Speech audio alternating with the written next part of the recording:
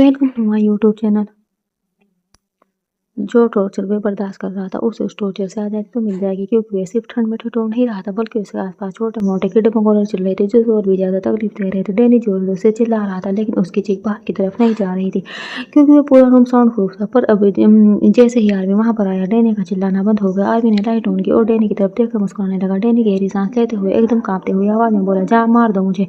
Army मुस्कुरा बोला, इतनी जल्दी भी क्या है, अभी तो हम दोनों के बीच बहुत सारी बातें होना बाकी है, ऐसे कैसे खत्म कर दो तुम्हें। डैनी अपना सरनामा हिलाते बोला, नहीं बर्दाश्त हो रहा, जान ले लो मेरी, पर ऐसे टॉर्चर मत करो। आरवी हंसा और बोला, जो लोग दूसरों को टॉर्चर करते हैं, जब बात अपने पर आए तो उनकी जान निकलने क्यों लगती है। जब तुमने मेरी जान को तकलीफ दी थी, तब तुम्हें ये अंदाजा क्यों नहीं हुआ कि जिस दिन वो टॉर्चर तुम्हें मिलेगा उस दिन तुम्हारा क्या हाल होगा। डैनी गिड़गिड़ाते हुए बोला, गलती गलती हो गई, मुझे उसके लिए माफ कर दो, लेकिन प्लीज ये टॉर्चर खत्म करो। कहा ना मैंने तुम्हें, मेरी जान ले लो, मेरा ये सारा बिजनेस तुम्हारा, तुम मुझसे जहाँ जो साइन करवाना चाहते हो करवा लो। मैं तुम्हें अपने सारे खुफिया पासवर्ड और सारी खुफिया लोकेशन भी बता दूंगा, सारी डिटेल्स और सारी ब्लैक बुक्स भी दे दूंगा, तुम मेरी जान ले लो। आर्य तिरछी मुस्कुराहट के साथ बोला, सॉरी, लेकिन अगर बात कोई और होती तो वारे एक पल के लिए अपना फायदा सोच भी लेता, लेकिन यहाँ बात मेरी जानम की है, इसलिए तो मैं खुद को भेज दूँ। कोई पूरी दुनिया मेरे कदमों में रख दे तो उसे पूरी दुनिया को ठोकर मार दो, तो तुम्हारा बिजनेस हो, तुम्हारी डील्स, मुझे क्या ही खरीद पाएंगे, अभी तो बहुत कुछ बाकी है। बोलते हुए हंसने लगा। उसके हिस्से सुनकर डैनी ने अपनी आंखें कसकर बंद कर ली। उसकी आंखों से आंसू बह रहे थे। आर्मी रूम से बाहर आया और बाहर आते ही उसने अपने आदमी को इशारा किया। जैसे ही उसका आदमी उसके पास आया, वे तुरंत बोला, एक काम करो, थोड़ा सा टेम्परेचर और माइनस करो और थोड़ा कमरे में शोर और ज्यादा बढ़ाओ। भगवान ने अगर खूबसूरत पंछी बनाए हैं तो कुछ जानलेवा जानवर भी बनाए हैं, थोड़ा उनका इस्तेमाल करो। ये बोलते हुए उसके चेहरे पर डेप स्माइल थी और वह तुरंत अक्षत के कमरे की तरफ बढ़ गया। उसने रूम का दरवाजा खोला और मुस्कुराते हुए अंदर की तरफ गया। जैसे ही उसने लाइट ऑन की, उसकी आंखें एकदम से बड़ी हो गई, क्योंकि सामने अक्षत था ही नहीं। आरवी का चेहरा गुस्से से कांपने लगा। जहाँ पर उसे बंद कर रखा था वहां पर नहीं था। आरवी ने गुस्से से अपनी मुठ्ठियां कस ली और जोरों से चिल्लाया। उसका चिल्लाना ही काफी था उस जगह को अपनी जगह से हिला देने के लिए। उसके सारे आदमी तुरंत भागते हुए उस कमरे में आए। कुछ तो अंदर की तरफ आ चुके थे तो कुछ बाहर ही खड़े थे। आरवी ने पलटकर उनकी तरफ देखा और गुस्से से कांपते हुए बोला, अक्षत कहाँ है। उसका वो आदमी जो उसका सबसे ज्यादा खास था, वे सर झुकाकर उसके पास आया और बोला, हमने तो थोड़ी देर पहले उसे यहीं पर बंद कर रखा था, वो समय नहीं पता वो कहाँ गया। आरवी ने अगले ही पल उसका गिरबान पकड़ लिया और उसे अपनी तरफ खींच कर बोला, जब उसकी खुद से चलने फिरने की हालत ही नहीं थी तो वे खुद यहाँ से जा सकता है, और वैसे भी अब उसकी इतनी औकात नहीं वे यहाँ से भाग सके। आरवी की पकड़ से छूटना आसान नहीं है जब तक उसका कोई आदमी गद्दारी ना करे। मुझे ये बताओ, ये गद्दारी किसने की है, वरना तुम सबको ऐसे मौत दूंगा कि तुम सब की रूह काम जाएगी। वो आदमी डरते हुए बोला, आप बेशक से मेरी जान ले लीजिए बॉस, लेकिन मेरा यकीन कीजिए मैंने कोई गद्दारी नहीं की है। उसकी बात सुनकर आरवी का गुस्सा और भी ज्यादा बढ़ गया तो उसने एक जोरदार पंच उसके चेहरे पर जड़ दिया तो वो आदमी पीछे की तरफ जाकर गिरा। वे सारे आदमी जो बाहर दरवाजे पर खड़े थे वो डर के मारे कांपने लगे। आरवी ने उनकी तरफ देखा और बोला, जो गद्दार है वे खुद को मेरे सामने आ जाए, वरना वे सब लोगों की मौत बनेगा। उसकी धमकी सुनकर डर तो सबको लग रहा था, लेकिन एक आदमी था बहुत ज्यादा बुरी तरह से कांप रहा था। उसके पैर उसका साथ नहीं दे रहे थे और वो इस तरह से कांप रहा था कि किसी पल नीचे गिरने वाला था। उसका पूरा चेहरा पसीने से भर चुका था और उसके सांसें भी मुश्किल होने लगी थी। आरवी एक एक आदमी को अपनी गहरी नजर से देख रहा था और जैसे उसकी नजर उस आदमी पर गई, अगले ही पल उसके चेहरे पर डेविल स्माइल आ गई। वो तुरंत उसके पास आया, उसे गिरबान से पकड़कर अपनी तरफ खींचते हुए बोला, अक्षत कहाँ है। वो आदमी डरते हुए बोला, मुझे नहीं पता, मैंने सिर्फ उसकी माँ भागने में हेल्प की थी, इसके अलावा वे कहाँ गया और कहाँ नहीं इस बारे में मुझे कुछ नहीं पता। उसकी बात सुनकर आरवी ने गुस्से से अपने जबड़े कस लिए। अगले ही पल उसने अपने दोनों हाथों से उस आदमी का चेहरा कसकर थामा और उसके सिर पर अपना सर मारने लगा। उस आदमी के चिल्लाने की आवाज उस कमरे में गूंजने लगी और उसके माथे से खून बहने लगा, लेकिन आरवी एक पल भी नहीं रुक रहा था। वो लगातार उसके सिर से अपना सर मारता रहा और जब तक मारता रहा तब तक उसके हाथों से आदमी का सर लुढ़क कर नीचे नहीं गिर गया। वे आदमी लाश बनकर नीचे जमीन पर फैल चुका था और आरवी के माथे पर उसका खून लगा हुआ था। उसने अपने हाथ से उसका खून साफ किया और गुस्से में गहरी गहरी सांस लेने लगा। वो दांत पीसते हुए बोला, अगर तुम्हें लगता है तुम यहाँ से भाग जाओगे तो तुम्हें बहुत गलत हो। अक्सर यहाँ से भागना मुश्किल ही नहीं, नामुमकिन है। तुम्हें किसी भी कहीं से भी ढूंढ कर लाऊंगा। ये बोलकर उसने आखिरी गहरी सांस ली और फिर तुरंत फुर्ती से वहां से निकल गया। वहीं दूसरी तरफ एक गाड़ी जिसकी बैक सीट पर अधमरी हालत में अक्सर लेटा हुआ था, वह गहरी सांस ले रहा था। उसकी ड्राइविंग सीट पर बैठा एक शख्स उसकी तरफ तिरछी नजरों से बैक सीट की तरफ देख रहा था। उसने अक्षत को देखते हुए कहा, जिंदा होना। अक्षत हल्का सा मुस्कुरा और बोला, अगर तुम साथ दोगे तो जिंदा भी रहूंगा और तुम्हारे दुश्मन को जान से भी मारूंगा। उसकी बात सुनकर उस शख्स के चेहरे की वो डेविल स्माइल और भी ज्यादा लंबी हो गई। वो शख्स कोई और नहीं, आरवी का सबसे बड़ा राइवल बॉबी था, जो ड्रग्स की स्मगलिंग करा करता था। और वह उन ड्रग्स की स्मेलिंग करता था जिन्हें लेने के बाद न सिर्फ इंसान को ड्रग्स की आदत पड़ जाती थी, बल्कि वो इंसान उन ड्रग्स के लिए इतना पागल हो जाता था कि अगर एक वक्त के लिए भी उस इंसान को ड्रग्स ना मिले तो वो इंसान किसी की जान लेने पर भी आतुर हो जाता था, और खुद की जान लेने पर भी। उन ड्रग्स की सबसे घटिया चीज़ ये थी कि उन ड्रग्स को लेने के बाद हर इंसान बहुत ज़्यादा एक्टिव हो जाता था, किसी के साथ भी कुछ करने की हद तक चला जाता था। वो भी अक्सर को लेकर सीधा अपने ठिकाने पर आया। अभी कुछ दिन पहले ही इंडिया से न्यूयॉर्क आया था, इसलिए अभी तक आर्मी को उसके बारे में दूर दूर तक कोई आइडिया नहीं था। वहीं दूसरी तरफ आरवी अपनी गाड़ी चला रहा था, और इस वक्त उससे उसका पूरा दिमाग खराब हो चुका था। उसका मन तो कर रहा था कि या तो खुद को खत्म कर ले या फिर जल्दी से जल्दी उसे एक सद मिल जाए और भी उसे खत्म करके खुद को शांत कर ले। लेकिन फिलहाल इन दोनों चीज़ों में से एक भी चीज़ फिर भी नहीं कर पा रहा था। उसने वहीं साइड में अपनी बड़ी गाड़ी को रोक कर अल्कोहल शॉप से अपने लिए एक वाइन ली और उसे पीने लगा। वो वाइन पीते पीते अचानक उसके दिमाग में कुछ चलने लगा था। आज तक जुनून ने कभी उसे खुद से इंटीमेट होने के लिए नहीं कहा था, लेकिन आज जुनून ने खुद उससे कहा कि वे आरवी के साथ इंटीमेट होना चाहती है। ये बात अब उसे पता नहीं क्यों लेकिन अजीब लगने लगी थी। उसका दिल बेचैन हो रहा था। उसने अपने सीने पर अपना हाथ रखा और खुद को शांत करने की कोशिश करने लगा, लेकिन पता नहीं क्यों उसकी बेचैनी कम हो नहीं हो रही थी। उसने सिगरेट जलाई और तकरीबन 4 से 5 सिगरेट भी खत्म कर ली, लेकिन अभी भी उसे शांति नहीं मिल रही थी। अचानक ही उसने अपनी गाड़ी स्टार्ट की और तुरंत बोहरा बंगलों की तरफ अपनी गाड़ी बढ़ाते हुए जल्द से जल्द अपनी जानब के पास पहुंचना चाहता था, क्योंकि एक उसकी जानब ही थी जो उसे शांत कर सकती थी। कुछ ही देर में उसकी गाड़ी बोहरा बंगलों के पार्किंग एरिया में आकर रुकी। अब तक सुबह के तकरीबन 8 बज चुके थे। आरवी तेज कदमों से घर के अंदर आया और सीधा जुनून के रूम में गया। जैसे ही वहां पर आया उसकी नज़र सामने बेड पर गई जहां पर जुनून नहीं थी। उसने तुरंत वॉशरूम के दरवाजे की तरफ देखा और मुस्कुराते हुए बोला, तुम इतनी जल्दी उठ क्यों गई? बहुत बॉडी पेन हो रहा होगा ना तुम्हें? क्यों ना अब तुम्हें थोड़ा रिलैक्स फील करवाया जाए। ये बोलकर उसने वॉशरूम का दरवाजा खोला और अंदर की तरफ आया, लेकिन अंदर जाकर उसकी हैरानी और भी ज़्यादा बढ़ गई, क्योंकि अंदर जुनून नहीं थी। वह अब तुरंत वॉशरूम से बाहर निकलकर सीधा रूम से बाहर आया और उसकी नज़र पूरे हॉल में घूमने लगी। उसे कहीं भी जुनून नज़र नहीं आ रही थी। अब एक बार फिर से उसका दिल बेचैन होने लगा था। उसने किचन में देखा और एक-एक करके सारे कमरे भी चेक कर लिए, पर जुनून कहीं भी नहीं थी। उसका पूरा चेहरा पसीने से भरने लगा था। उसने जल्दी से अपना कैमरा चेक करने के लिए अपना फ़ोन निकाला, लेकिन वो भूल गया था कि अक्सर ने तो उसके सारे कैमरा ही डिफ्यूज़ कर दिए थे, जिसकी वजह से वो घर के अंदर के कैमरा चेक नहीं कर सकता था। लेकिन बाहर मेन गेट और बैक गेट के कैमरा के एक्सेस अभी भी उसके पास थे। उसने वो कैमरा चेक किया कि कहीं अक्षत तो घर पर नहीं आया, लेकिन उसे अक्षत तो घर पर आता नहीं दिखाई दिया, पर जुनून घर से बाहर जाती हुई जरूर दिखाई दी, जिसे देखकर उसकी आंखें बड़ी हो गई थी। वह तुरंत अपने रूम में वापस आया और जैसे ही उसने बिस्तर से तकिए को हटाकर देखा, उसे वहां पर एक लेटर मिला और उस लेटर को देखकर आरवी के चेहरे के एक्सप्रेशन इस कदर थे कि अगर जुनून उसके सामने होती तो शायद आज न जाने वे जुनून के साथ क्या कुछ ही कर जाता। उसने उस लेटर को उठाया और उसे खोलकर देखा, जो उस पर लिखा था, आपने आज तक जो कुछ भी मेरे लिए किया है मिस्टर गैंगस्टर, आज तक किसी ने भी नहीं किया। आपने जो प्यार मुझे दिया है आज वह आज तक किसी ने नहीं दिया। मैं आपसे बहुत प्यार करती हूँ मिस्टर गैंगस्टर, इतना कि अगर आप मुझसे मेरी जान भी मांग लेते तो मैं आपको दे देती, लेकिन सुकून की जान आपने क्यों ले ली? उसने गलती की थी तो उस गलती की सजा दी जा सकती थी। उसकी जान लेने का आपको कोई हक नहीं था। मैं अपने प्यार में कुछ भी कर सकती हूँ, लेकिन अपनी बहन से मुँह नहीं मोड़ सकती। बेशक से वो मेरी जैसी थी, लेकिन मेरी बहन थी मिस्टर गैंगस्टर। उसकी मौत आपके हाथों से हुई है। अगर ये जानकर मैं आपके साथ रही तो ये मेरे माँ बाप के साथ धोखा होगा, जो मैं बिल्कुल भी नहीं कर सकती। इसलिए मैं आपको छोड़कर जा रही हूँ। ऐसा मत समझिएगा कि मैं आपको छोड़कर जाने के बाद मैं किसी और के पास जाऊँगी या फिर किसी और की हो जाऊँगी। अब आपके अलावा तो मुझे किसी का साया भी खुद पर बर्दाश्त नहीं होगा। इसलिए तो पूरी तरह से आपके एहसास अपने अंदर समेट कर जा रही हूँ। मुझे माफ़ कर दीजिएगा मिस्टर गैंगस्टर।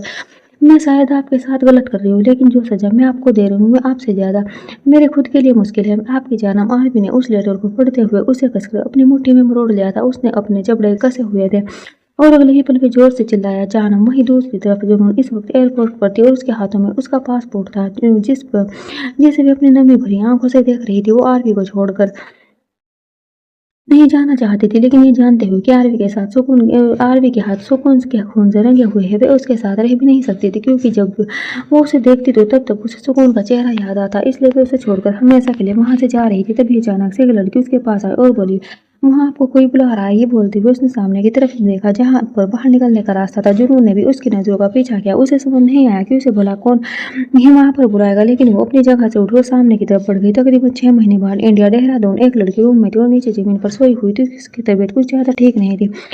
वह बार-बार करवट ले रही थी, जिससे साफ पता चल रहा था कि उसे काफ़ी ज़्यादा अनकंफर्टेबल हो रहा है। कुछ देर बाद वह अपनी जगह पर उठकर बैठी और गहरी-गहरी सांस लेने लगी। तभी अचानक से रूम का दरवाजा खुला और एक सर्वेंट अंदर की तरफ आई, जिसने पिंक कलर की शर्ट और स्कर्ट पहन रखी थी, जो उसकी यूनिफॉर्म थी। उसने अपना सर हल्का सा झुकाया और बोली, आप प्लीज बाहर आ जाए, ब्रेकफास्ट लग चुका है। जुनून बिना किसी एक्सप्रेशन के बोली, मुझे भूख नहीं लगी। वो सर्वेंट ने अपनी नज़र उठाकर जुनून की तरफ देखा। एक पल के लिए उसने अपनी आंखें बंद कर ली और फिर तुरंत दरवाजे से बाहर की तरफ झांकते हुए देखने लगी कि कोई उसे देख तो नहीं रहा, कहीं कोई उसके पीछे तो नहीं आ रहा। अब वे सब अच्छे से चेक करने के बाद जुनून के पास आई और जाकर उसके सामने बैठ गई। उसने जुनून का हाथ अपने हाथ में लिया और बोली, दीदी आप क्यों अपनी सेहत के साथ इतना खिलवाड़ कर रही है? आप जानती है ना इस वक्त आपका खुद का ख्याल रखना कितना ज़्यादा ज़रूरी है। खाना पीना आपके लिए कितना ज़्यादा ज़रूरी है। आप प्रेग्नेंट है और अगर ऐसे में आप टाइम से खाना नहीं खाएगी तो आपको कितनी प्रॉब्लम होगी, बच्चे पर कितना इफेक्ट पड़ेगा। जुनून सच बोली, तो खाना खाकर भी मैं क्या करूँगी अनुष्का, मुझे ये बताओ क्या करूँगी मैं इस बच्चे का ख्याल रखकर। पिछले 6 महीने से मैं इस कमरे में रह रही हूँ। कभी तुमने मुझे मुस्कुराते हुए देखा है? कभी तुमने मुझे खुश होते हुए देखा है? नहीं ना, तो क्यों मैं इस बच्चे को इस दुनिया में लेकर आऊँ? जब जानती हो कि जिस दिन ये दुनिया में आया उस दिन इससे अफसोस होगा। इस दुनिया में आने का ये वह बच्चा नहीं है जिसके लिए लोग तैयारी कर रहे हैं, जिसके पैदा होने से लोग खुशियाँ मनाएंगे। ये वो बच्चा है जिसे किसी के स्टडीज का हिस्सा बनने वाला है। ऐसे में कैसे अपना ख्याल रखूं, कैसे मैं इस बच्चे को इस दुनिया में आने दूं? मैं तो चाहती हूँ कि मुझे और इस बच्चे को दोनों को कुछ हो जाए। हम दोनों नहीं जीना चाहते। अनुष्का उसकी बातें सुन रही थी और उसकी आंखों से आंसू बहने लगे थे। वो एक बार फिर से बोली, ऐसे हिम्मत मत हारे दीदी, अगर आप हिम्मत हार जाएगी तो इस बच्चे को कौन संभालेगा? आपको बस एक मौका चाहिए और जितने आपको भी मौका मिलेगा आप यहाँ से बहुत दूर चली जाइएगा। इतनी दूर वो घटिया आदमी अभी कभी आप तक ना पहुँच पाई। जुनून रोते हुए बोली, पिछले 6 महीने से कोशिश कर रही हूँ मैं अनुष्का और आज तक कभी यहाँ से भाग नहीं पाई। तुम्हें लगता है मैं यहाँ से कभी भाग पाऊंगी? काश मैंने 6 महीने पहले कोई गलती नहीं की होती तो आज मेरे साथ ये सब नहीं होता। अभी वे बोल ही रही थी कि दरवाजे पर एक शख्स आकर खड़ा हुआ और बड़ी ही गहरी आवाज में बोला, लेकिन तुमने तो वो गलती कर दी जाने मन, और जब तुम वो गलती कर चुके हो तो तुम्हें इसकी सजा तो मिलेगी ना। अब ये आवाज सुनकर जुनून और अनुष्का दोनों बुरी तरह से डर गई थी। अनुष्का तो डर से कांपने लगी थी। वही जुनून नजरें उठाकर सामने की तरफ देख रही थी जहाँ पर मोहित खड़ा था। मोहित मेहरा, श्रीतीत मेहरा का भाई। मोहित आगे की तरफ आया और जुनून की तरफ देखते हुए बोला, तुम्हें देखकर तो मुझे भी बहुत बुरा लग रहा है। देखो क्या हालत बना रखी है तुमने कि तुम्हारी हालत पर दूसरों को तरस आ रहा है। बहुत बड़ा दिल है ना लोगों का, क्यों ना आज उनके दिल के साथ एक खेल खेला जाए। ये बोलते हुए उसकी गहरी नजरें अब अनुष्का पर थी। अनुष्का तुरंत अपनी जगह से खड़ी हुई और डर से कांपते हुए बोली, सर मुझसे बहुत बड़ी गलती हो गई, मैं आइंदा कभी इस कमरे के अंदर नहीं आऊंगी। ये बोलकर वे जैसे ही वहां से जाने लगी, मोहित ने तुरंत उसका हाथ पकड़कर उसे पीछे की तरफ खींचा और अगले ही पल उसकी कलाई को बुरी तरह से मरोड़ दिया। अनुष्का की दर्द से चीख निकल गई। अनुष्का को दर्द में तड़पते हुए देख जुनून की भी आंखें हैरत में फैल गई। वो अनुष्का को बचाने के लिए जल्दी से आगे की तरफ आई और मोहित को पीछे की तरफ धकेलते हुए बोली, ये आप क्या कर रहे हैं? छोड़िए अनुष्का को, उसका हाथ टूट जाएगा। मोहित जुनून को डेविल नजरों से देखते हुए बोला, और तो तुम चाहती हो मैं अनुष्का को सजा ना दूं? इसने जो गलती की है उसे यूं ही जाने दूं ताकि ये दोबारा ऐसी गलती एक बार फिर से करे। जुनून चिल्लाते हुए बोली, उसने कोई गलती नहीं की, इस कमरे में आना कोई गुनाह नहीं है जो आप उसे इस तरह की सजा देंगे। मोहित उसे गुस्से में देखते हुए बोला, इस कमरे में आना तो गुनाह है ही, लेकिन इसने जो तुम्हें यहाँ से भगाने के लिए हिम्मत दी है ना, वो गुनाह से भी बढ़कर है और उसकी सजा तो इसे मिलकर रहेगी। ये बोलकर उसने एक बार फिर से अनुष्का की गलाई पूरी तरह से मरोड़ दी। जुनून की आंखों में नमी तैर गई क्योंकि अनुष्का को वह सजा उसकी वजह से ही मिल रही थी। ना मैं जुनून को यहाँ से भगाने की सलाह देती, ना उन दोनों के बीच ये डिस्कशन चल रहा होता, और ना मोहित उस सारे डिस्कशन को सुनता और फिर अनुष्का को सजा देता। फिर तुरंत अपने हाथ मोहित के आगे जोड़ते हुए बोली, बहुत बड़ी गलती हो गई मुझसे जो मैंने यहाँ से भागने के बारे में सोचा, लेकिन मैं वादा करती हूँ मैं यहाँ से कहीं नहीं जाऊंगी। तुम प्लीज अनुष्का को छोड़ दो। मोहित मुस्कुरा और बोला, वो तो मुझे पता है तुम यहाँ से कहीं नहीं जा सकती, क्योंकि ऐसा तो मैं कभी होने नहीं दूंगा। तुम्हें पता है तुम एक लड़की नहीं हो, तुम एक चाबी हो मेरे लिए, जिसे मैं जितना घुमाऊंगा तुम्हारा मिस्टर गैंगस्टर उतना ही ज्यादा गठपुतली की तरह मेरे सामने घूमेगा। इसलिए तो तुम्हें मैं कभी यहाँ से जाने नहीं दूंगा। और रही बात इसे छोड़ने की, तो चलो ठीक है, तुम्हारी बात मैं मान लेता हूँ, मैं इसे छोड़ने के लिए तैयार हूँ, लेकिन इसके लिए तुम्हें बाहर डाइनिंग टेबल पर चलना होगा और जाकर अपना ब्रेकफास्ट फिनिश करना होगा। उसकी बात सुनकर जुनून कुछ पल उसे यूं ही देखती रही। उसका ब्रेकफास्ट करने का बिल्कुल भी मन नहीं था। वहीं यहाँ पर खाना उसे खाने से भी उसे ज़्यादा जहर लगता था, लेकिन अब उसके पास और कोई ऑप्शन भी नहीं था। वह तुरंत अपना सर झुकाकर बोली, ठीक है मैं जा रही हूँ बाहर। ये बोलकर वह तुरंत रूम से बाहर चली गई और उसके जाने के बाद मोहित ने एक बार फिर से अनुष्का की कलाई को बुरी तरह से मरोड़ा। अनुष्का दर्द से छटपटाने लगी। वो अपना सर नामे हिलाकर मोहित से खुद को छुड़ाने की भीख मांग रही थी, लेकिन मोहित के चेहरे पर डेविल स्माइल थी। वो उसके चेहरे पर झुका और बोला, तुम्हारा काम जुनून का ख्याल रखना है, ना कि उसके दिमाग में इधर उधर की बातें डालना। अगर आइंदा तुमने ऐसा वैसा कुछ भी करने की कोशिश की ना, तो मैं इस बार तो तुम्हें जिंदा छोड़ रहा हूँ, अगली बार तो मैं जिंदा नहीं छोड़ूंगा बल्कि ऐसी मौत दूंगा कि तुम क्या तुम्हारी आत्मा भी सालों तक तड़पती रहोगी। ये बोलकर उसने एक झटके में अनुष्का को छोड़ दिया। अनुष्का लड़खड़ाकर नीचे जमीन पर गिरी और मोहित तिरछी मुस्कुराहट के साथ अब बाहर की तरफ आ गया जहाँ पर जुनून डाइनिंग टेबल पर बैठी थी और उसके सामने एक सर्वेंट खाना सर्व कर रही थी। मोहित भी आकर बिल्कुल उसके सामने बैठा हुआ जुनून की तरफ देखते हुए मन में ही मन बोला, तुम्हारे मिस्टर गैंगस्टर ने मुझसे मेरा भाई छीना था, अब मैं उससे उसका बच्चा छीन लूंगा। वो बच्चा जो तुम्हारी कोख में है और उसका वो हाल करूंगा कि तुम दोनों पूरी जिंदगी भर फिर उसके लिए तड़पते रहोगे। ये बोलते हुए उसके चेहरे पर डेविल एक्सप्रेशन था। वहीं दूसरी तरफ ब्लैक मून विला, जिसका नाम अब द डार्क विला हो चुका था, उसमें एक्सेस आराम से अपने बिस्तर पर सोया हुआ था। उसका चेहरा अभी दिखाई नहीं दे रहा था क्योंकि उसने अपना चेहरा तकियों में छुपाया हुआ था, लेकिन उसकी पीठ साफ दिखाई दे रही थी। कमर के नीचे ब्लैंकेट था और देखने में ऐसा लग रहा था जैसे वे शख्स बहुत ज्यादा गहरी नींद में हो। तभी रूम का दरवाजा नॉक हुआ। उस शख्स ने पीले उठाकर अपने चेहरे पर रख लिया और किसी तरह दोबारा सोने की कोशिश करने लगा, लेकिन अब उसकी आंख खुल चुकी थी क्योंकि दरवाजा बार बार बजे जा रहा था। हार कर उसने पीलो साइड में फेंका और अपनी जगह से उठकर सीधा दरवाजे की तरफ गया। उसने जैसे ही दरवाजा खोला, दरवाजे से बाहर एक लड़की खड़ी थी। वह लड़की कोई और नहीं आयशा थी, और जिसने दरवाजा खोला था वे कोई और नहीं आरवी था। आयशा आरवी को देखकर मुस्कुराई और बोली गुड मॉर्निंग। ये बोलते हुए उसने अपने हाथों में पकड़ी हुई ट्रे आगे कर दी थी जिसमें ब्लैक कॉफी थी। आरवी गुस्से में आयशा की तरफ देखते हुए बोला यहाँ क्या कर रही हो तुम। आयशा मुस्कुराते हुए अंदर की तरफ आई और टेबल पर ट्रे रखते हुए बोली आपको पता नहीं चल रहा है क्या, मेरे हाथों में ट्रे है और ट्रे में ब्लैक कॉफी का कप जो आप सुबह उठते ही पीते हो, और मैं यहाँ पर आपको उठाने आई हूँ।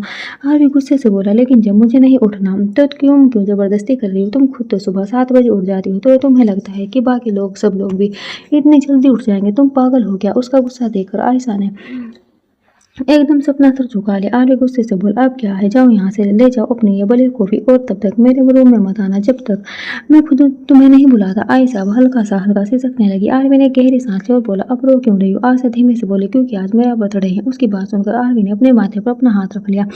वह बहुत अच्छी तरह से जानता था कि आज आयशा का बर्थडे है, लेकिन अब उसके दिमाग से निकल चुका था। उसने तो अपनी टोन बदलते हुए कहा I am so sorry. Ayesha मुंह बनाते हुए बोली आपने कहा था कि आज सुबह आप मेरे साथ ब्रेकफास्ट करेंगे, लेकिन ब्रेकफास्ट करना तो दूर की बात, आप मुझे डांट रहे। ठीक है जाए, आप जाकर सो जाए, मुझे अब आपसे कुछ नहीं कहना। ये बोलकर फिर तुरंत रूम से भागते हुए बाहर चली गई और आरवी के चेहरे पर हल्की सी मुस्कुराहट तैर गई।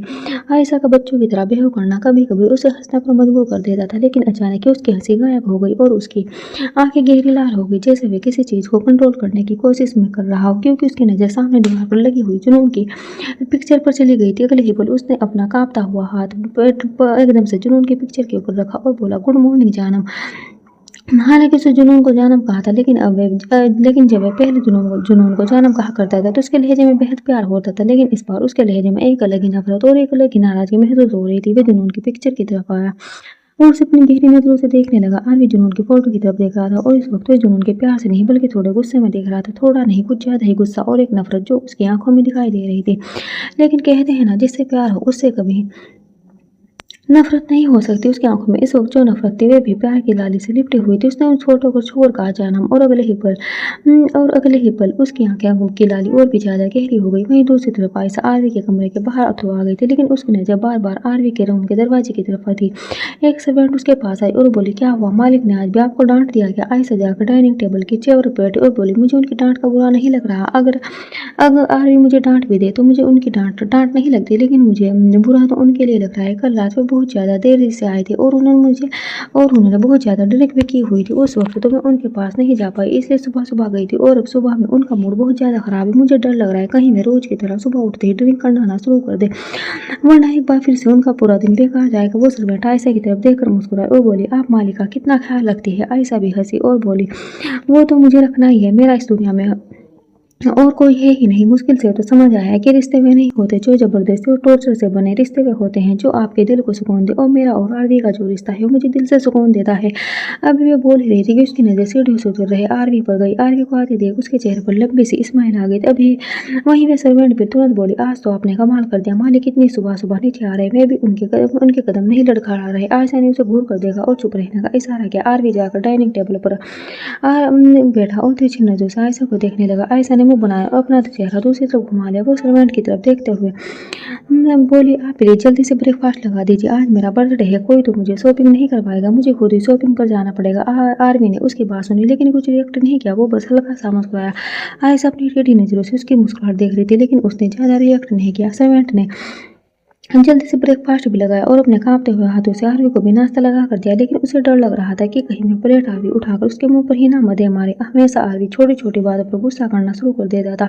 अगर एक सर्वेंट उसे पानी का गिलास भी पूछ ले तो कई बार उस पर भी भड़क उठता था, इसलिए आजकल सर्वेंट भी उससे दूर ही रहते थे। लेकिन वह सर्वेंट तभी एकदम से चौंक गई जब आरवी ने उसके सामने रखा हुआ वह गुड़िया उसका गिलास उठाया और उसे पीने लगा। आयशा को भी पता चल रहा था कि आरवी जूस पी रहा है। उसके बाद आरवी ने ऑमलेट खाना शुरू किया और फिर सारा ऑमलेट भी फिनिश कर दिया। आयशा ने भी जल्दी से अपना आलू का पराठा खाया और फिर अपनी जगह से उठकर बोली, अच्छा मैं शॉपिंग पर चलती हूँ, यहाँ पर तो किसी को मेरी फिक्र ही नहीं है, इसलिए मैंने सोच लिया है कि मैं अपनी फिक्र मैं खुद करूँगी, खुद को मैं खुद पैम्पर करूँगी। ये बोलकर वह तुरंत बाहर की तरफ चली गई। आरवी ने उसे जाते हुए देखा और अपने माथे पर अपना हाथ रख लिया। वह भी अपनी जगह से उठा और तुरंत बाहर की तरफ आया, जहाँ पर आयशा गाड़ी में बैठकर विला से बाहर जा रही थी। आयशा आरवी भी अपनी गाड़ी में बैठा और अगले ही पल उसकी गाड़ी आयशा की गाड़ी को फॉलो करने लगी। अभी आयशा की गाड़ी कुछ दूरी पर ही आई थी कि अचानक ही ड्राइवर ने गाड़ी रोक दी। आयशा हैरानी से ड्राइवर की तरफ देखते हुए बोली, क्या हुआ, आपने गाड़ी क्यों रोक दी? ड्राइवर तुरंत बोला, नहीं पता नहीं मैडम, शायद गाड़ी में कोई प्रॉब्लम हो गई है, आप गाड़ी में ही बैठिए, मैं देखता हूँ। ये बोलकर वह तुरंत गाड़ी से बाहर निकल गया। आयशा कुछ पल गाड़ी में बैठ रही, लेकिन फिर उसे अजीब लगने लगा तो वह गाड़ी से बाहर आई और ड्राइवर के साथ जाकर खड़ी हो गई। इस वक्त उसने ब्लैक कलर की एक सूट ड्रेस पहनी हुई थी। वह ड्राइवर की तरफ देख रही थी जो गाड़ी सही करने की कोशिश कर रहा था, लेकिन उसके एक्सप्रेशन बता रहे थे कि उसे प्रॉब्लम ही समझ नहीं आ रही है। वो सही करना तो दूर की बात, वो गुस्से से गाड़ी की तरफ देखते हुए बोली, तुम भी मेरा साथ मत दो, तुम भी बिल्कुल आरवी की तरह हो, लगता है तुम भी नहीं चाहते मैं शॉपिंग करने जाऊँ। अभी फिर बोल ही रही थी कि जाने की एक गाड़ी वहाँ पर आकर रुकी। उसमें बैठा हुआ लड़का आयशा की तरफ देखते हुए बोला, शॉपिंग पर जा रही हूँ मैडम। आयशा ने उस लड़के को देखा और तुरंत अपना चेहरा दूसरी तरफ घुमा लिया। वो किसी से फालतू मुंह नहीं लगना चाहते थे, लेकिन वह लड़का डेविल स्माइल के साथ गाड़ी से बाहर निकला। अगले ही पल उसके साथ वाली सीट पर बैठा हुआ लड़का भी गाड़ी से बाहर निकलकर आयशा की तरफ आया। आयशा ड्राइवर की तरफ देखते हुए बोली, आप प्लीज घर पर कॉल करके दूसरी गाड़ी मंगवा दीजिए, या फिर मैं खुद ही फ़ोन, ये बोलती उसने जैसे ही उसने अपना फ़ोन हाथ में पकड़ा हुआ फ़ोन लेकर नंबर डायल करना चाहा, वह लड़का जो ड्राइविंग सीट पर बैठा था जिसका नाम अब्दुल था, वह तुरंत उसके हाथों से फ़ोन खींचते हुए बोला, किसे फ़ोन करके बुला रही हो मैडम, जब हमें तो किसी और को बुलाने की क्या ज़रूरत है, शॉपिंग ही करनी है ना तुम्हें, अगर कहो तो ताजमहल दिलवा दो। आयशा गुस्से से बोली, बकवास बंद करो अपनी, तुम जैसे रात को बोतल भी अपने माँ बाप के पैसों से खरीदते हो और फिर उन्हें गालियाँ निकालते हो, चुपचाप चले जाओ यहाँ से, वरना तुम दोनों बहुत पछताओगे। अतुल के साथ वाला दोस्त हिमांशु आयशा की तरफ देखते हुए बोला, एटीट्यूड तो बहुत है तुम में, वैसे तुम्हारी गाड़ी देखकर लग रहा है कि तुम्हारा एटीट्यूड दिखाना बनता है, करोड़ों की गाड़ी तुम्हारे नीचे है, ये बताओ बिस्तर पर नीचे या फिर ऊपर। उसके बाद कोई हो तो उससे पहले आयशा ने एक जोरदार थप्पड़ उसके गाल पर जड़ दिया। हिमांशु के कान में इतनी जोर से आवाज उनकी शायद उसे हमेशा के लिए सुनना बंद हो गया था। वहीं आयशा ने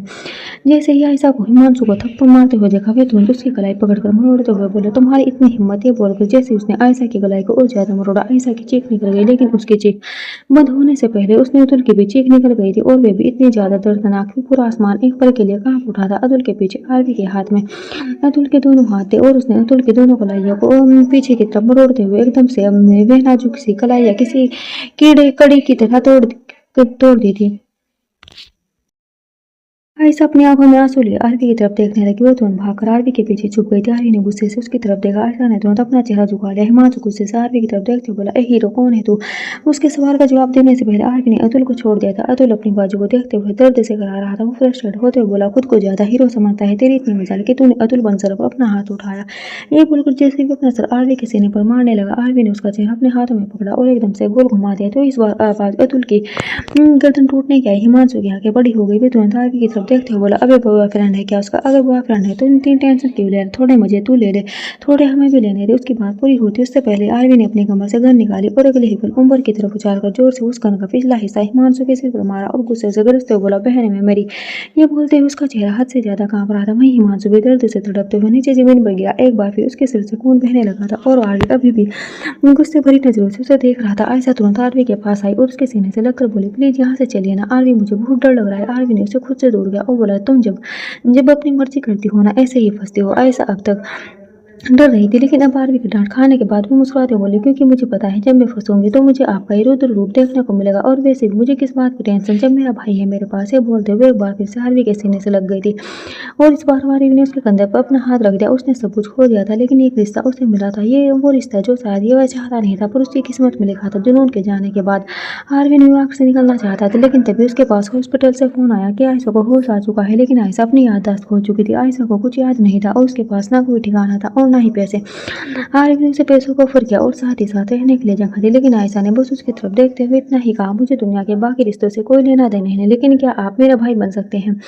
बस उस दिन से ही आरिफ उसका भाई हो गया था और उसके कुछ वक्त बाद ही आयशा की याददाश्त भी आ गई थी, पर उसने फिर भी आरवी को अपना रिश्ता टूटने नहीं दिया था। वे आज भी उसका भाई था और आयशा आरवी की बहन। जहाँ एक तरफ आरवी अपनी दुनिया में आगे बढ़कर भी जुनून की दुनिया में ठहरा हुआ था, वहीं दूसरी तरफ देहरादून में जुनून ने ब्रेकफास्ट कर लिया था और वापस अपने रूम में आ गई थी। उसके रूम में सिवाय बेड और वॉशरूम के और कुछ नहीं था।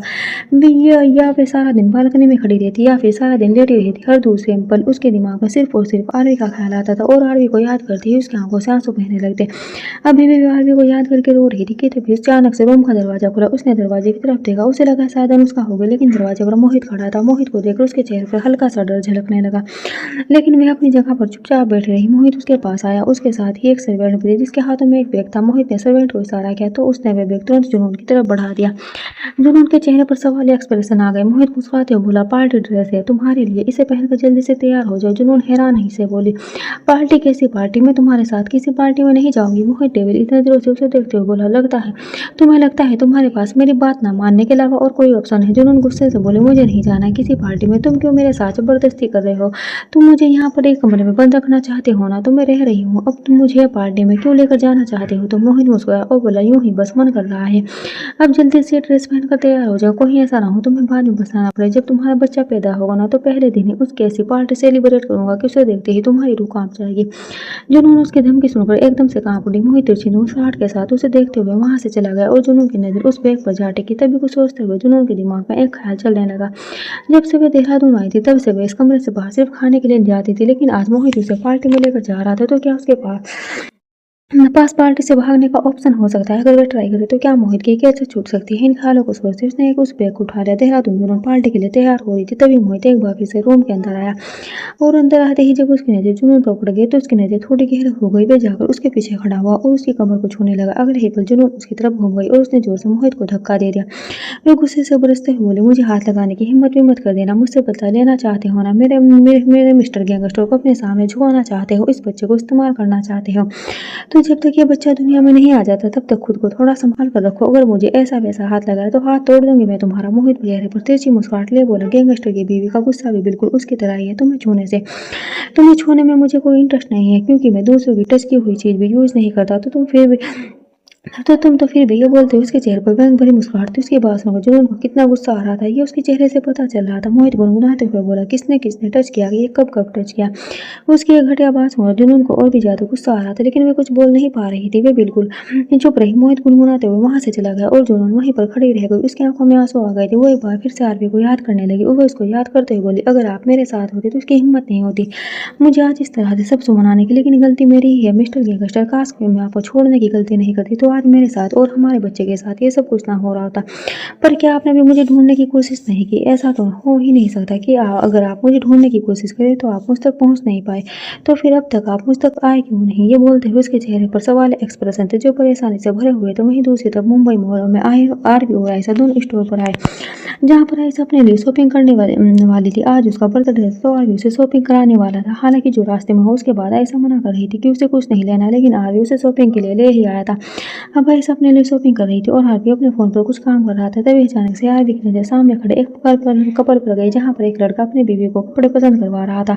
उसकी बीवी एक ड्रेस उठाकर खुद से लगाकर अपने पति को दिखा रही थी कि उस पर वो ड्रेस कैसी लग रही है और उसका पति कैसी ड्रेस में रहा था तो किसी ड्रेस पर नाक से कोट लेता। उन दोनों को देखकर आरवी को भी वक्त याद आया जब आरवी भी इसी तरह जुनून के साथ शॉपिंग पर गया था। जब वे दोनों न्यूयॉर्क में थे, जब जुनून चाट पापड़ी खाने का बोल रही थी और टाइम पास करने के लिए आरवी उसे शॉपिंग पर लेकर आया था। तब उसने यूं ही जुनून को अपनी वैसा ड्रेस पसंद कर रहे थे। वे सब देखते हुए अचानक आरवी की आंखें गहरी लाल होने लगी और उसके हाथ हल्के हल्के कांपने लगे। उसका शरीर एकदम से भारी हो रहा था। उसने तुरंत आयशा की तरफ देखते हुए कहा, मुझे एक इम्पोर्टेंट काम है, तुम प्लीज शॉपिंग करके घर चली जाना, मुझे यहाँ से जाना होगा। ये बोलकर उसने अपने पॉकेट से कार्ड निकाला और आयशा को देकर वहां से चला गया। आयशा ने उसे रोकने की कोशिश करते हुए कहा, लेकिन आरवी पर तो उसके आगे कुछ कहती उससे पहले आरवी वहां से जा चुका था। आयशा समझ गई थी कि शायद आरवी को कुछ ऐसा याद आ गया जो जुनून से जुड़ा हुआ है, और जब भी आरवी जुनून को या फिर जुनून से जुड़ी किसी बात को याद करता था तो उसकी आंखों का रंग गहरा लाल हो जाता। वो खुद को रोने से रोकता था, इसलिए उसकी आंखें लाल हो जाती थी और साथ ही साथ उसकी सांसें भी गहरी हो जाती थी। आयशा भागते हुए आरवी के पीछे आई, लेकिन तब तक वो आरवी लिफ्ट में जा चुका था। आयशा खुद से ही बोली, काश मैं आपके लिए कुछ कर पाती भाई, लेकिन आप मुझे समझ नहीं आता कि मैं करूँ तो क्या करूँ। आप खुद भी जुनून को नहीं ढूंढ रहे और किसी और को भी जुनून का नाम तक नहीं लेने देते। ऐसे तो आप ना कभी जुनून तक पहुंच पाएंगे और पता है नहीं जुनून कभी वापस आपके पास आने का सोचेगी भी या नहीं। काश मुझे पता होता वे कहाँ हैं तो मैं आपके पास ले ही आती। जाती। ये बोलते हुए उसके चेहरे पर मायूसी नजर आ रही थी। वह सच में आरवी की तकलीफ को देख नहीं पा रही थी। वहीं दूसरी तरफ आरवी इस वक्त गाड़ी ट्राई कर रहा था। अचानक उसे अपनी गाड़ी रोकी और एक अल्कोहल साफ वाइन की 3-4 बोतल ली और उन्हें अपनी गाड़ी के सीट पर पीछे की तरफ रखकर एक-एक कर वो बोतल वो ड्राइंग करते हुए खाली कर रहा था और साथ ही साथ उसके हाथों में जलती हुई सिगरेट भी थी। उसकी आंखों के सामने पे जुनून का चेहरा घूम रहा था। तभी अचानक से वो आउट ऑफ कंट्रोल होने लगा। अब तक वो खुद को संभालने की कोशिश कर रहा था, लेकिन अचानक ही उसने अपना हाथ जोर से स्टीयरिंग व्हील पर मारा और बोला, बस इसलिए नफरत होती है तुमसे कि तुम कब मेरे प्यार को समझोगी जानम, या फिर समझोगी भी या नहीं। हाँ, मैंने सुकून को मारा, लेकिन क्यों मारा? वे तुम्हें क्यों दिखाई नहीं दिया? और क्या करता मैं उस इंसान के साथ जिसने मेरी जानम की जान लेने की कोशिश की? मैंने तो उसे मोह दी थी। अगर वे तुम्हारी बहन नहीं होती तो ना जाने उसका क्या हाल करता। वो जो भी किया तुम्हारे लिए किया, और बदले में तुमने क्या दिया मुझे छोड़कर चली गई। 1 मिनट के लिए भी ये नहीं सोचा तुमने कि तुम्हारे बिना मेरा क्या होगा। जिंदगी में पहली बार प्यार किया था। जिंदगी में पहली बार किसी को जुनून से चाहा था, किसी को अपना जुनून बनाया था। उस जुनून ने क्या किया? मुझे छोड़कर चली गई। बस इसलिए नफरत होती है तुमसे। पर ये कम वक्त दिल है ना, ये मानता नहीं। चाह कर भी तुमसे नफरत नहीं कर पाता। पता नहीं क्यों, मन तो करता है कि इस दिल को अपने सीने से निकाल कर बाहर फेंक दूं। ये बोलते उसने जोर से अपने सीने पर मुक्का मारा। उसकी आंखों का रंग अब और भी ज्यादा गहरा लाल हो गया था। वो अभी भी अपने आंसुओं को रोकने की कोशिश कर रहा था और उस कोशिश में नाकामयाब होते हुए जोर जोर से चिल्लाया। और अचानक उसने अपनी गाड़ी की स्पीड इतनी ज्यादा बढ़ा दी कि वह गाड़ी चल नहीं रही थी, बल्कि ऐसा लग रहा था जैसे हवा का कोई झोंका हो जो तेजी से आगे बढ़ता ही जा रहा है। उस गाड़ी के आसपास जितनी भी गाड़ियां थी सारी पीछे छूट जा रही थी और आरवी की गाड़ी सबसे आगे निकलते जा रही थी। शायद वे चाहता था कि उसकी गाड़ी का एक्सीडेंट हो जाए या कुछ भी हो, बस उसका आखिरी सफर हो। लेकिन अचानक ही उसे अपनी गाड़ी को ब्रेक लगा और गाड़ी राउंड होते हुए सड़क पर घूमने लगी। आरवी ने सामने की तरफ देखा, जहाँ पर एक 3-4 साल की मासूम सी बच्ची खड़ी थी। उसकी भी सांसें अटकी हुई थी। आरवी ने जल्दी से अपनी गाड़ी को संभाला और तुरंत अपनी गाड़ी से बाहर निकल उस बच्ची की तरफ आया। मैं सड़क पर क्रॉस कर रही थी, पर अब वे इतना ज्यादा डर गई थी कि उसके पैर एक जगह पर जम चुके थे। वे ना आगे की तरफ बढ़ पा रही थी, ना पीछे की तरफ जा रही थी। आरवी ने जल्दी से आकर उसे अपनी बाहों में लिया और लेकर पीछे की तरफ हो गया, वरना सड़क पर गुजर रहा ट्रक उन दोनों को अपने नीचे कुचलकर आगे बढ़ जाता। उसने उस बच्चे को पूरी तरह से अपनी बाहों में समेट लिया था। वो उसकी तरफ देखते हुए बोला, अगर आपको कुछ हो जाता तो आप सड़क के बीचों बीच क्या कर रही हैं? आपके माँ पापा कहाँ हैं? वो बच्ची रोते हुए सामने की तरफ इशारा करने लगी, जहाँ पर सच में उसके माँ बाप खड़े थे, जो सड़क के दूसरे किनारे पर थे और भी अपने बच्चे के लिए डर रहे थे। सड़क पर तेज रफ्तार व्हीकल इतनी तेजी से चल रहे थे कि उनके लिए भी सड़क पार करना बड़ा मुश्किल हो रहा था। आरवी ने एक बार फिर से अपने सीने से लगा लिया और अपने कदम सड़क के किनारे दूसरे किनारे पर बढ़ाने लगा। मौका देखकर उसने जल्दी से सड़क को पार किया, उस बच्ची को उसके माँ बाप के पास लेकर आया। उस बच्ची को उसके माँ बाप ने तुरंत अपनी बाहों में समेट लिया। आरवी उन दोनों की तरफ देखते हुए बोला, किसने लापरवाह माँ बाप है आप, अपने बच्चों का ख्याल नहीं रख सकते तो पैदा ही क्यों करते हैं आप? इसे कुछ हो जाता तो उस बच्ची की माँ का रोकर बुरा हाल हो चुका था, लेकिन ये तुरंत आरवी के आगे हाथ जोड़ते हुए बोले, हम जानते हैं हमसे गलती हुई है, लेकिन हम आइंदा ऐसी गलती कभी नहीं होने देंगे। पता नहीं कैसे हमारा हाथ छूट गया और ये बच्चे भागकर वहां पर चले गए। मैं आपकी शुक्रिया गुजार हूँ जो आपने मेरे बच्चे को बचा लिया। भगवान आपके बच्चों को भी सलामत रखे, कभी उन्हें खरोच भी ना आए। ये इस माँ की दुआ है आपके लिए। उस दुआ को सुनकर आरवी बैंक से मुस्कुराया और बिना कुछ कहे वहीं से निकल गया। वह वापस अपनी गाड़ी की तरफ आया और ड्राइविंग सीट पर बैठकर उसने अपना सर पीछे सीट पर टिका लिया। अब तक उसने खुद पर कंट्रोल कर रखा था, लेकिन अब आंसुओं की कुछ बूंद उसकी आंखों के किनारे पर आकर पलकों पर ठहर गई और वह बड़ी ही तकलीफ भरी आवाज में बोला, मेरे बच्चे तो तब होंगे ना जब मेरी जाना मेरे पास आएगी, पर ऐसा तो हो ही नहीं सकता क्योंकि वे खुद आएगी नहीं और मैं उसे जबरदस्ती अपने पास लेकर नहीं आऊंगा, कभी भी नहीं। ये बोलकर उसने उन आंसुओं को आंखों के बाहर अंदर ही कहीं छुपा लिया और फिर गाड़ी स्टार्ट कर दी। वहीं दूसरी तरफ मोहित जुनून को लेकर पार्टी में आ चुका था। ये पार्टी एक माफिया की तरफ से दी गई थी, जो देहरादून का सबसे बड़ा गैंगस्टर था। जैसे ही जुनून पार्टी में आई, उसने पार्टी का हाल देखा तो उसकी आंखें बड़ी हो गई। पार्टी में एक से बढ़कर एक नशे में धुत लोग इधर उधर एक दूसरे से टकराते फिर रहे थे। लड़कियों की हर कोई ऐसा घूर रहा था जैसे वे लड़कियां ना होकर कोई चीज हो जिन पर हर कोई अपनी नजर टिकाना चाहता है। जुनून को बहुत ज्यादा अजीब लग रहा था। उसके चेहरे के एक्सप्रेशन देखकर मोहित तुरंत उसकी तरफ देखते हुए बोला, क्या हुआ, पार्टी पसंद नहीं आई क्या तुम्हें? जुनून ने उसकी तरफ देखा और बोली, पसंद का तो पता नहीं, लेकिन मेरी एक्सप्रेशन पर खरे उतरे हो तुमसे यही उम्मीद थी मुझे। मोहित गुस्से से बोला, मेरे सामने ज्यादा बकवास मत करना, अगर पार्टी में कोई तमाशा किया तो बहुत पछताओगी। जुनून गुस्से से बोली, सरकास्टिकली, लेकिन तुम्हारे पास कोई और डायलॉग नहीं है क्या सिवाय इस चीज के मैं बहुत ज्यादा पछताऊंगी। डायलॉग चेंज करो अपना और तुम्हारे इरादे बेशक से कुछ भी ज्ञान ना हो, लेकिन याद रखना जिस दिन मिस्टर गैंगस्टर को पता चलेगा ना तुम्हारे बारे में छोड़ेंगे नहीं तुम्हें। ये बोलकर वे आगे की तरफ बढ़ गई। उसके दिमाग में यही चल रहा था कि काश कुछ तो ऐसा हो जो इस पार्टी से भाग जाए, लेकिन वे इतना भी जानती थी कि उसके लिए ये सब इतना आसान नहीं होने वाला।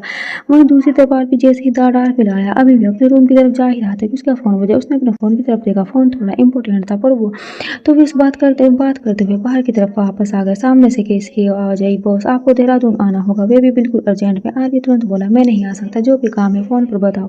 वह आदमी थोड़ा डरते हुए बोला, बॉस हमारी जो डील होने वाली थी उसमें प्रॉब्लम हो गई है। मैक्सिमम ने डायमंड तो ले लिया लेकिन अभी तक पैसा नहीं दिया और वो पैसे देने में नखरे दिखा रहा है। मुझे नहीं लगता वे हमारे पैसे देगा, आपको आना ही पड़ेगा। आरवी बैंक से बोला, ऐसे भिखारी को तो मैं भीख नहीं देता, डायमंड देना तो दूर की बात है, बस मुझे 3 घंटे दो, 3 घंटे में तुम्हारे पास पहुंच जाऊंगा। ये बोलकर आरवी ने कॉल डिस्कनेक्ट कर दिया और अब वापस विला के अंदर जाने की बजाय सीधा गाड़ी लेकर डार्क विला से निकल गया। Thanks for watching.